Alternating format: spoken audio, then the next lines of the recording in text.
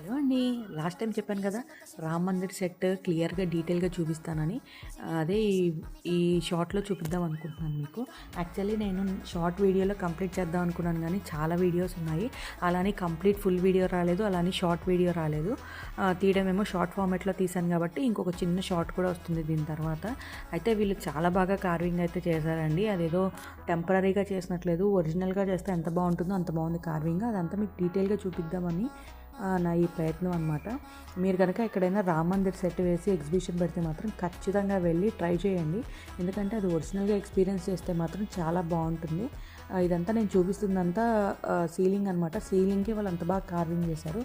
కానీ ఇక్కడ మంచిగా ఫొటోస్ తీయించుకుందామని ట్రై చేశాను, కానీ ఆ లైటింగ్ వల్ల ఆ ఫేస్ అంతా బ్లర్లాగా అలా బ్లాక్గా అలా వస్తుంది. మా డాడీని అడిగాను, ఆయన చాలా వరకు తీయడానికి ట్రై చేశారు, బాగా రాలేదు. ఈ వీడియో కనుక మీకు నచ్చినట్లయితే లైక్ చేయండి. Thank you so much for watching.